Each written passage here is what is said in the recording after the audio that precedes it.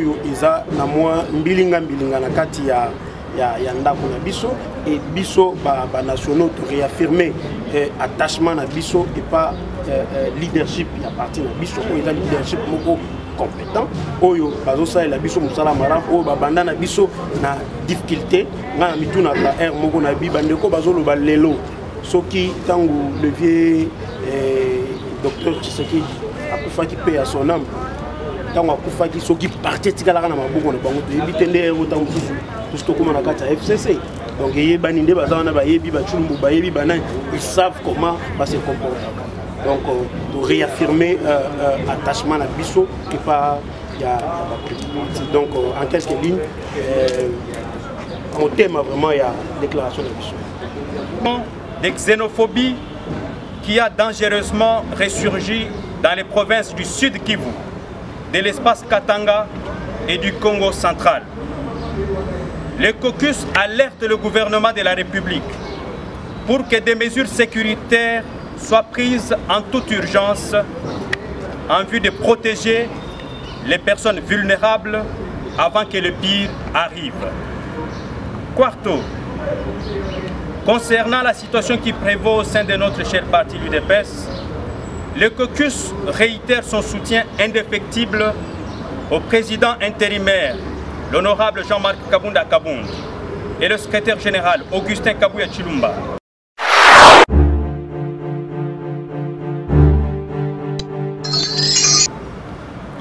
Vice-président et secrétaire nationaux de la Ligue des jeunes de l'UDPS et des sortissants de l'espace Grand Kassai, réunis au sein du présent caucus.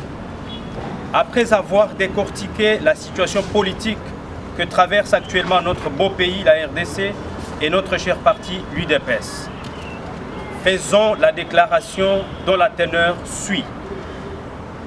Primo, concernant la situation politique du pays, les caucus dénoncent et condamnent les tentatives répétées visant malicieusement à déstabiliser l'institution président de la République, orchestrée par les ennemis de notre peuple au travers des présidents des deux chambres parlementaires de notre pays. Cela doit cesser définitivement. Nous invitons la justice de notre pays à se saisir de cette affaire. Car pour nous, l'infraction d'outrage au chef de l'État est bel et bien établie à charge de M. Tambwe Mwamba, qui confond le droit constitutionnel burundais au droit constitutionnel congolais.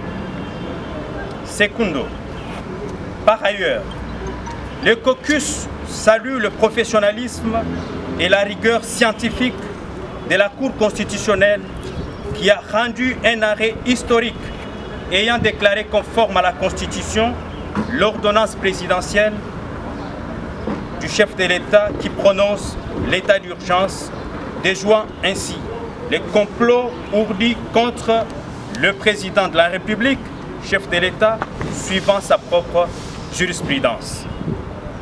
Tertio, concernant la situation de xénophobie qui a dangereusement ressurgi dans les provinces du Sud Kivu, de l'espace Katanga et du Congo central, le caucus alerte le gouvernement de la République pour que des mesures sécuritaires soient prises en toute urgence en vue de protéger les personnes vulnérables avant que le pire arrive. Quarto, concernant la situation qui prévaut au sein de notre cher parti l'UDPS, le caucus réitère son soutien indéfectible au président intérimaire, l'honorable Jean-Marc Kabunda Kabound, et le secrétaire général Augustin Kabuya Chilumba, dans le but de consolider l'unité et la stabilité de notre cher parti. Quinto, enfin, le caucus invite toute la population à observer scrupuleusement les mesures barrières d'hygiène pour stopper la propagation de la pandémie à Covid-19, faite à Kinshasa le 14 avril 2020. Je vous remercie.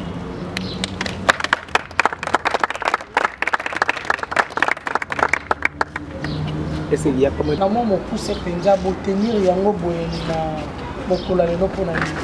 Voilà, je rappelé d'abord que la déclaration est allée à Kokis, il y a un vice-président nationaux. Donc, nationaux, il y a Ligue des jeunes, il y a IDPS. Moi qui vous parle, Nazali, trésorier général, il y a Ligue des jeunes. Donc, il y a Kokis, il y a nationaux, il y a Ligue des jeunes, il y a Espace Grand Kassai, il est tout pour ça la déclaration. Oyo, déclaration de Bicho et Simbi 5 points. Premièrement, et loko Oyo, Bandeko, président, il y a la chambre Nibalé, il y a le parlement, il y a la contre l'institution président de la République, où il y a des responsables, où il y a engagé Mboka Nabiso, tant à l'intérieur, Pelibanda et Mboka. Deuxièmement, Tolobeli, problème Oyo, et Simba, et comme il y a xénophobie, Moko Boye, na Est et Mboka, et il y a na Bakongo, Oyo, Bandeko ya Bundudia Congo, Bundudia Mayala, bazo réclamer batu nyoso baza Congo te balungwa territoire ya nani to lobela yango to lobeli pe point Oyo eza na mwa mbilinga na kati ya ndako na biso et biso ba nationaux to réaffirmer attachement na biso et pas leadership ya parti na biso ko eza leadership moko compétent oyo bazosa la biso musala maram o babanda na biso na difficulté nga mituna ka air moko na bi bandeko bazoloba lelo soki tangu le vieux docteur Tshisekedi akufaki pe à son âme tangu akufaki soki parti tikala na maboko na bango to ebitende o tangu tout to kuma na kata FCC donc yebani nde bazana ba yebi ba chulumbu ba yebi banani ils savent comment se comporter. Donc, de réaffirmer attachement à Bisso et pas donc en quelques lignes, mon thème vraiment il y a déclaration de Bisso. Merci beaucoup, honorable Ko, quand vous avez ma déclaration dans les affaires touchant, mais mon tourné à lutter que derrière la xénophobie, eux pour ça là partout dans le pays. Et ça, même moi, on a été tous les Congolais, on a la mouki, il y a une main noire derrière ça. Donc, vous devez savoir une chose. Il y a des Congolais. Et loko ibanda leloté ibanda depuis n'importe où c'est-à-dire obi lelo bandeko bazaka na mutema mabe po Congo kende bisote bandeko balingaka te ke tant Congo comme ko sala pas moko oui Congo eza lokola éléphant za ya kolala éléphant jour a telemaka nyama moko muke pembeni asala basikiti vous comprenez loko wana c'est-à-dire eza bandeko oyo baza banguna ya peuple congolais o bazomona ke population Congo elingi telema neba yaka na sima ya moi ndambu ya population pour la instrumentaliser pour la déstabiliser mboka. Et ça clair, ils ont moi nango clair que eza moi ba main noire oyo ils ont kota na CCC na kata ya makambo na to kota na bakumbote. Mais non, il faut autant parce que IDPS les alliés partie du peuple. Peuple a tout balobi te zali liso likolo ya liso to lingi mota déranger président Fatite et longo na ye to ko diriger biso surtout ensemble. Siko te bato bakoyeba te nani akotia mbilinga baike bakoloba na este kuna président Fati andimi likambo ya vaccin pona yango akangisi diekab na ye baike bakoloba donc esali interprétation ebele bakoyeba te au juste nani oyo azali na sima makambo ena. Et là, il faut que les gens biso tozopone état de droit. Na kati ya état de droit, muto azaka likola mobeko azala te. Président de la République eloko kaye asali pona makambo oyo ezali kotika justice asala kosala. Eloko pe nazopesa elongoni ya yangwana. Kobanda Congo ebanda tina lelo oyo mbala ya liboso emona na makeno mokonza mboka atiki justice asala musala na ye. Kobanda babandaki kosambisa nani Vital Kamerhe, le président Vital Kamerhe, directeur de cabinet, chef de l'État. Depuis Babandaki, Nandenge Bakomina Souka appelle ni ya Mokonzi Mboka, ni ya Mwasha Mokonzi Mboka, ni ya député Moko ya IDPS, encore moins pe bandeko na biso ya INC. Mutu Moko azui akota na kati ya likambuana pona alobe la justice kende na likambuana na gauche to na droite azalaki te batiki justice asala musala na ye. Soki batu bazolo balelo ke parce que Ndeko Vital Kamerhe aboyaki mangwele mais Congo zamba liboso zo mangwele te Congo dans Baliboso et Zamangolé. C'est tout à fait normal que la population est mon que non. Biso, ba Congolais, même Ngaï. Nous avons les Congolais à cause de la cobaye, il y a Mindelete.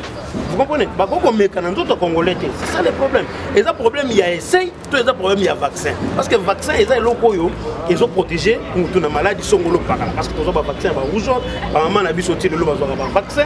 Vous comprenez la difficulté, ça na kati ya compréhension. Compréhension est alignée place. Donc, est-ce que Congolais boy vaccin, tout Congolais boy ba meka vaccin dans d'autres naïs. C'est ça le problème. Merci beaucoup moi Namboka. Tu as cité mon moquet dans mon tour sur le Canada Cambo et direction il y a IDPS et Koinda, Mbilinga Mutu na bato ya Est na bato ya awa na Kinshasa bobite moi Namboka Augustin Kabuya moi na Mboka Jean-Marc Kabumba ko diriger malamu te esengeli batika yo koloba nini na maema koleka na IDPS na kati ya parti maire oya yo pinza. Ngai na kosenga na bandeko ba osa ba déclaration na bango clair.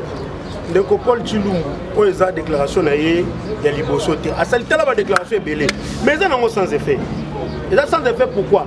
Parce que Paul Tshilumbu ayebani malamu na kati ya IDPS.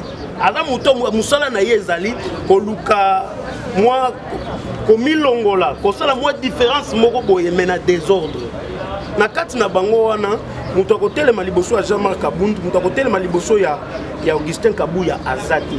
Je cite Paul Tshilumbu aza na trempe ya Jean-Marc Kabund. Parce que na opé cet exemple. Paul Tshilumbu soki tango le président Tshisekedi a kufi. Soki IDPS zaki na maboka Paul Tshilumbu. Lelo tonga to benga ngotango mususu FCCL Tshilumbu. Tamu tonga to benga ngo IDPS soki nini wana. Jean-Marc Kabund aza mutoyo abundi asimbi IDPS. Et l'ongona bazo bozomona atamboli nango comme si biso tina congrès et aujourd'hui nous avons la présidence de la République. Aza muto ça naima sécurité. Nazui Jacques Chabani to le bakay za clair. Si le fait docteur Etienne Tshisekedi était en vie, Jacques Chabani nganya ta dixième unité, nganya ta permanence te ayebi. Nganya ta.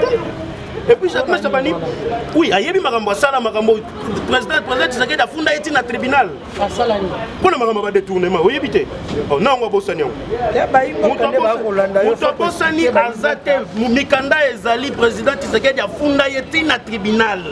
Pour le makambo ba carte. Et yende mutoyo comme le exemple. Et il a quel poids politique? A postulé 2 fois et il a échoué. Est-ce qu'il a une population derrière lui? En 2006 et en 2011, il a postulé comme député national. Il a échoué. En 2018, il a postulé dans national et dans provincial. Il a échoué.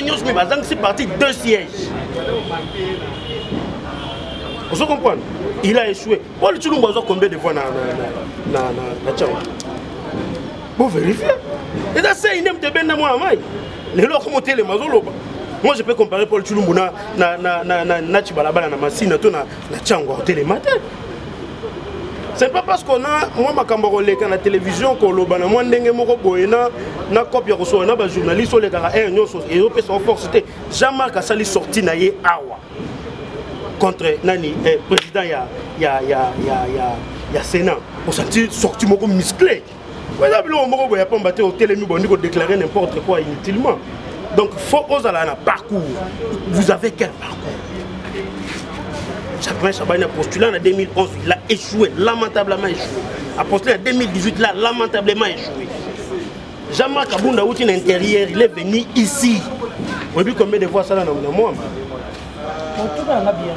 Voilà, donc il faut qu'on tourne. Le premier mois, moi, je mobimba. Premier ndeye wana. Mudote le mazate. Et na Kinshasa on a nani honorable Jean-Marc Kabunda a trahi IDPS pour être acquérir au sala parti yé na kombo ya IDPS décision finale. Babite a trahir. Yangona balingi ba ko bamba balingi susu nani mona mboka Jean-Marc Kabunda akabayi IDPS. Bon alobi boya ndanga to uti ko sala déclaration awa ya caucus ya ba ressortissant à Grand Kassai, il y a Luc de Jeunes. Linkolo Baké, président Moké, a fongoli Luc de Jeunes naïe. C'est un faux débat. C'est un faux débat.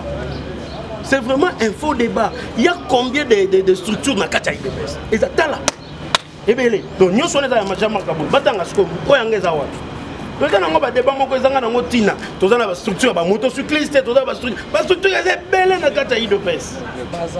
Il y a les amis de Jean-Marc Kabound, il y a les amis, il y a Augustin Kabou. Les amis Augustin Kabou, il y a comme NGT, ils avaient parti politique. Ce que nous devons comprendre, c'est que ce qui est en poids dans Simana Yote, l'anda ba obaza na poids. C'est fini. Na vie, maman. Tant que tu as une moto, tu as un casque, il y a c'est simple. Merci beaucoup, Mwanamboka, honorable Osé Badibanga. Merci beaucoup, Dipenda, mot de la fin au Kolobanini, Nabaimboka Oba Kolanayo partout dans le monde entier. Parce que le message Oezo qui est partout dans le monde, Nini Penza Oba pour retenir Nangonga Oyo, message Oyo Kopé Sanaba. Message à Motouya, Oyo population pour retenir, Bato Baoyo Soba Landanga dans le monde, Ezake, Fachi, Adana Bolingwa, Congo. Alingi Congo et Kendeli Boso. Biso, Nyoso ba Congolais, tous à la Libanda na diaspora, tous à la Awa na Katia Koro, tous à mon amboka, Félix Tshisekedi Tshilombo, Maboko, pour Congo était les mains. Congo est cause à la fort. Congo est cause à la Namakasi, Liboso, ba nation Moussousou, ceux qui te simbi moi na mobalio, Azana Bolingwa, ko gérer Mboka Oyo, na Mutema Malamu, Banda Mokile Banda Tina Lelo. Nous sommes directeur de cabinet et chef de l'État, Bakangier en pleine fonction. Non. Donc, les abiloko oyo, ma valeur, oyo Félix Tshisekedi, azobi musalami soit battu. Alobi justice, salam salanayo. Ngai en tant que président, non salam salanayo. Parlement, salam salanayo. Donc, bisonyoso, tout ça moi mboka Félix Tshisekedi, maboko. Mais muto yo azobundisa Jean-Marc Kabound, ayebake azokata nzete oyo ye atelemeli. Merci beaucoup, honorable Limbisa Motuna Moko Eye. Et ça vraiment pertinent Motuna Wana. Moi, Namboka, son excellence, le président de la République, Félix Antoine Tshisekedi, a convoqué l'état d'urgence. Automonité, président du Sénat a réclamé à l'objet de raison. Na bango baye baloba kete o ya salaki mabe étant député yo yebi mibe ko na o likara na kati bazali na droit ya ko suspendre bango toto. Voilà, et là on faut toyer ba eloko moko ezabo. Président du Sénat, to président de l'Assemblée nationale sanction na bango te uta kaka na base na bango eza ba députés nationaux to ba sénateurs o ba chaki bango ici kawana. Yango tozopenga conscience ya ba députés nationaux nyos, conscience ya ba sénateurs nyos, ba saisir la balle au bon. Tala bato ba otambusa bango lolenge nini balingi mboka etambola na nyamu. Bokonza mboka lobi bobimi na ba radio bolobi bobimi na ba etando ike bolobi problème ezate mengai lokwa na respectaka justice kata makambo justice kati makambo likolo ya likambo justice kati tokoki ko bakisa lisusu mwa mai likolo te tokoki ko bakisa mungu likolo te justice sali masakati makambo na ye mais ba députés nationaux na ba sénateurs bazwa musala na bango na maboko s'il faut ko destituer bango ba destituer bango dans la malamu. Merci.